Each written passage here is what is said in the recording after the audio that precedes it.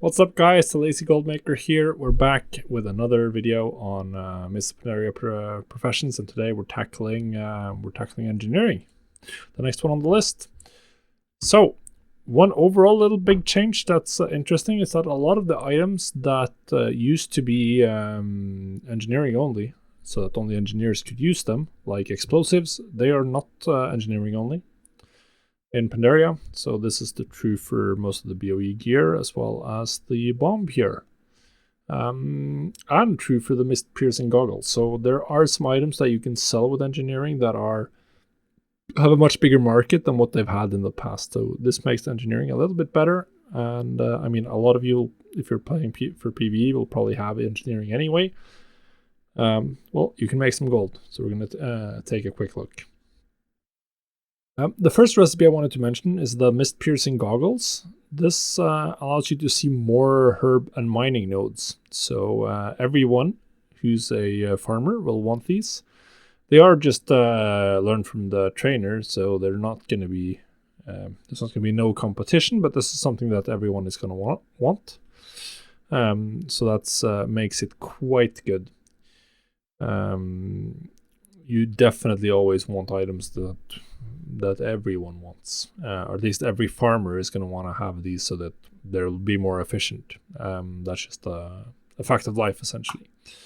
For consumables, you have the land shark. As I said, this is usable by everyone. It's great for dungeon pulls. If people are going to be doing challenge mode, this is going to be good. They just require 2 ghost iron bolts and 2 high explosive gunpowder.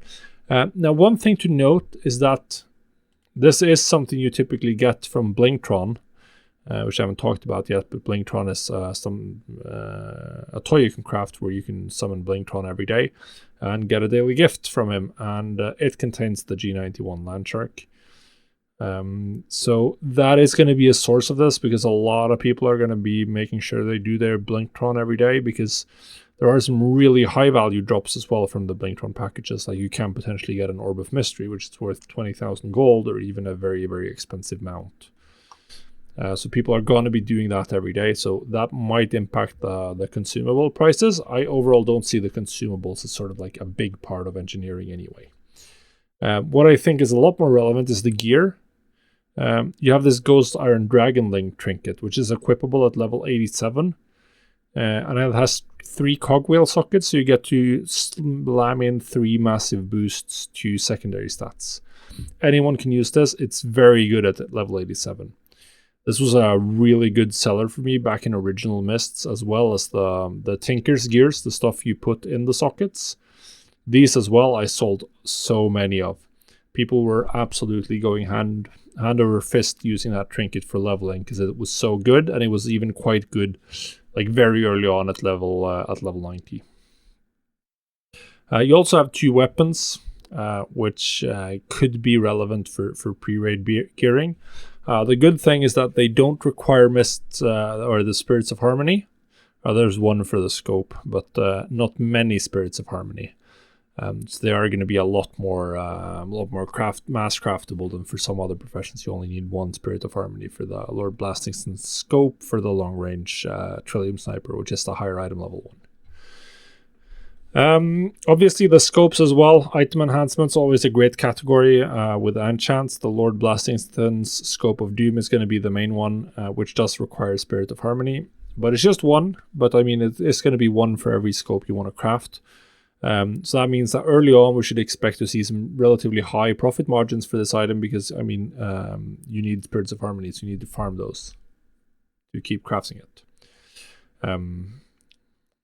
Now there is one group of items that I think is maybe the most fun one here for Mists of Pandaria, and the Sky Golem that's coming in the last patch is one of the most iconic gold making mounts of all time. So that one's very interesting. But in the first patch, we're getting 2 very expensive craftable mounts. They require 3 Orbs of Mystery each. An Orb of Mystery, it's sold by Big Keech in Whale of Eternal Blossoms. It costs 20,000 gold for 1. That's the only way to get them, except for the packages. Although these are typically 100,000 gold mounts, depending on the price of the rest of the materials.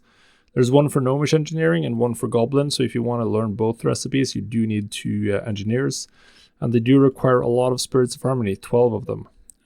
So these are going to be expensive early on, like a lot of gold in these.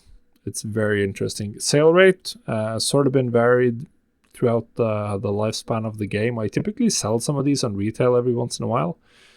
But farming the 12 spirits of harmony is going to be a limiter here, and it's just very expensive. So I think you want to craft them out, sell it, and trade the materials and the fee, get it back that way. Then for the final patch, we're getting the Sky Golem. This mount. It's crazy. It's the first mount ever they added that lets you herb while you're mounted. So you can fly up to a herb, collect it, fly off without stopping to remount. Makes it really, really good for farmers. And the only way to craft it is to do the Jard's Peculiar Energy Source, which is a daily cooldown, and bind on pickup. So you need to craft this 30 times, so it's going to take you 30 days to get one mount. So this is something that comes in at like the final patch. Suddenly, engineering alts is really, really good. This is gonna be a couple of hundred gold, maybe 1,000 gold per daily cooldown value. I would not be surprised to see Sky Golems rocking 30,000 gold profit on the first ones, maybe even higher than that. This is going to be quite valuable, most likely. But it does depend on sort of like what we know about the further timeline of Classic. Do people care? Is there going to be a Warlords of Draenor Classic, or is this the end? If it's the end, then why would you spend so much gold on a mount that you're not going to use for more than like a couple of months? But that's something we'll have to see when we get there. I for sure think that for the people who are playing the end of the patch, they will want this mount because it's a pretty cool one as well. But it does depend on sort of like there being a game afterwards for the really high value. But yeah, if we're looking at the overall view, I think that the Ghost Iron Dragon Laying and sort of the economy around that early on is really interesting and was a really good seller back in the day. I also sold so many Tinker's Gears, and generally speaking, people don't view engineering as a gold making profession. Which is great because it typically means that there's a lot less competition than you would expect, and you can make some nice gold with that in mind. So yeah, I think engineering is going to be like okay if you have this on your main for the on-use glove enchant. Then there's no reason to be sad. There's definitely some gold to be made with engineering in Mists as well.